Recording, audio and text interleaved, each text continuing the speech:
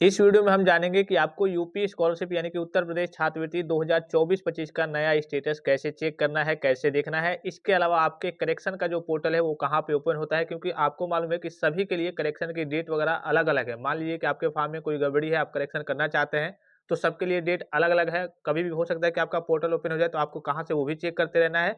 तो इसके लिए सबसे पहले आपको यूपी स्कॉलरशिप की ऑफिशियल वेबसाइट पे विजिट करना है। डायरेक्ट लिंक मैं आपको इसी वीडियो के डिस्क्रिप्शन बॉक्स में दे रहा हूँ। उसके बाद से जैसे ही आप यूपी स्कॉलरशिप की ऑफिशियल वेबसाइट पे विजिट करके आएँगे, तो आपके सामने कुछ इस प्रकार का इंटरफेस ओपन होके आएगा।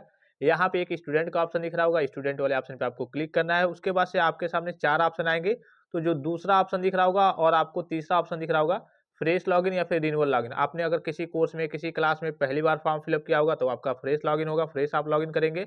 अगर आपने किसी कोर्स में या फिर किसी क्लास में मान लीजिए कि आपने 9th में फॉर्म फिल अप किया था, आपने 10th में भी फिल अप किया हुआ है, तो आपने रिन्यूअल किया होगा, तो रिन्यूअल लॉगिन पे क्लिक करना है। मान लीजिए आपने 11th में फिल अप किया था, 12th में फिर से आपने फिल अप किया है, तो आपने रिन्यूअल किया होगा, रिन्यूअल लॉगिन पे क्लिक करना है। मान लीजिए कि आपने 9th में या फिर कह लीजिए 11th में फॉर्म फिल अप नहीं किया था, डायरेक्टली आप 10th में और 12th में पहली बार फॉर्म फिल अप किए हैं, तो आपको फ्रेश लॉगिन पे क्लिक करना है। तो जो भी आपके फॉर्म की स्थिति होगी, आपके फॉर्म के ऊपर लिखा होगा फ्रेश या फिर रिन्यूअल, उस पे थोड़ी देर यहाँ पे क्लिक किए रहना है, रिन्यूअल या फिर फ्रेश पे। व्हाइट वाले पोर्शन को छोड़ करके कहीं साइड में क्लिक कर देना अगर आप मोबाइल फ़ोन से चेक कर रहे हैं तो। उसके बाद से आपके सामने यहाँ पे देखिए 4 ऑप्शन आएँगे।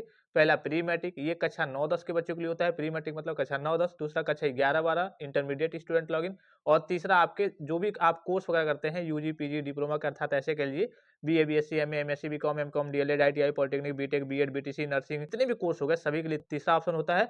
और चौथा ऑप्शन भी पोस्ट मैट्रिक के बच्चों के लिए होता है, अदर स्टेट के बच्चों के लिए होता है। तो आपका जो भी होगा उस वाले ऑप्शन पे आपको क्लिक कर देना है। उसके बाद से आपके सामने कुछ इस प्रकार का इंटरफेस ओपन होके आएगा। यहाँ पे तीसरे में आपको रजिस्ट्रेशन नंबर फिलअप करना होता है। उसके बाद से आपको नीचे चौथे में डेट ऑफ बर्थ आपको फिलअप करना होता है। उसके बाद से 5वें वाले ऑप्शन में आपको पासवर्ड फिलअप करना होता है। और उसके बाद से जो आपको नीचे ऑप्शन दिख रहा होगा यहाँ पे कैप्चा कोड का एक नॉर्मल सिंपल सा होता है, जैसे यहाँ पे है 52 47 6। अब सारी चीज़ों को देखिए यहाँ पे फिलअप कर लिया गया है। उसके बाद से यहाँ पे सबमिट वाले ऑप्शन पे आपको क्लिक करना होता है। जैसे ही सबमिट के ऑप्शन पे क्लिक करेंगे, आपका जो फॉर्म है यहाँ पे लॉगिन हो जाएगा। ऊपर दिखा देगा कि हाँ, किस वर्ष का है, यहाँ पे आपको दिख रहा होगा 2024-25 का नवीनीकरण के रिन्यूअल का फॉर्म है, प्री मैट्रिक के बच्चों का है।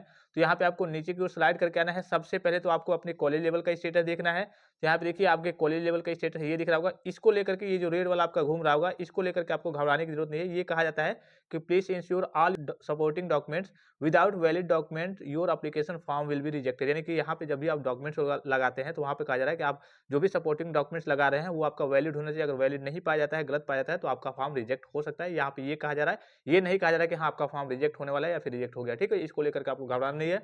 यहाँ पे देखिए ये 2023-24 दिखाएगा, लेकिन है ये आपका 2024-25 का।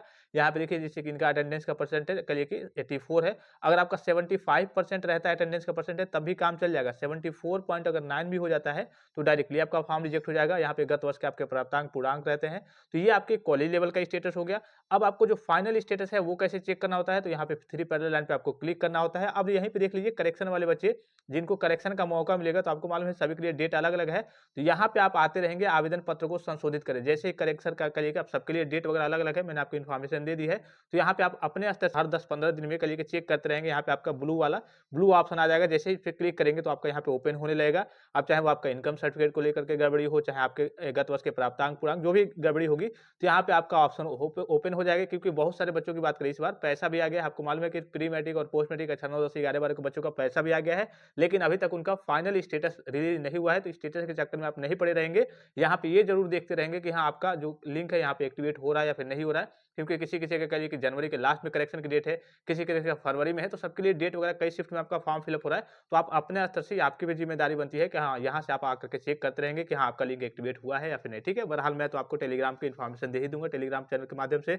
यहाँ पे देखिए नीचे को आएंगे आप, तो एक ऑप्शन आपको दिख जाएगा आवेदन पत्र की स्थिति जानने के लिए, यहाँ क्लिक करें। तो यहाँ पे आपको चेक करेंट स्टेटस का ऑप्शन दिख रहा होगा, इस वाले ऑप्शन पे आपको क्लिक करना होता है। तो अभी फिलहाल में हम इनकी भी बात करें, तो इनका भी जो फाइनल स्टेटस है वो क्या हुआ है, ओपन नहीं हो रहा। अभी फिलहाल की बात करें, तो फाइनल स्टेटस आपका वी आर सॉरी लिख के आ रहा है, क्योंकि अभी आपका फाइनल स्टेटस जारी नहीं किया गया है। बहुत सारे बच्चों का पैसा भी आ गया, फाइनल स्टेटस जारी नहीं किया गया है। तो आप अपने स्तर से ये कॉलेज लेवल का स्टेटस देख लेंगे, और यहाँ पे जो करेक्शन वाले बच्चे हैं, यहाँ पे ये स्थिति आकर के पता करते रहेंगे। ठीक है, और जैसे ही आपका फाइनल स्टेटस रिलीज होता है, मैं आपको तत्काल प्रभाव से इन्फॉर्म कर दूंगा। तो आई होप कि ये वीडियो आपको काफी ज्यादा हेल्पफुल और इन्फॉर्मेटिव लगा होगा। फिलहाल इस वीडियो में इतना, इजाजत दीजिए। धन्यवाद, थैंक्स फॉर वॉचिंग। मिलते हैं नेक्स्ट वीडियो में।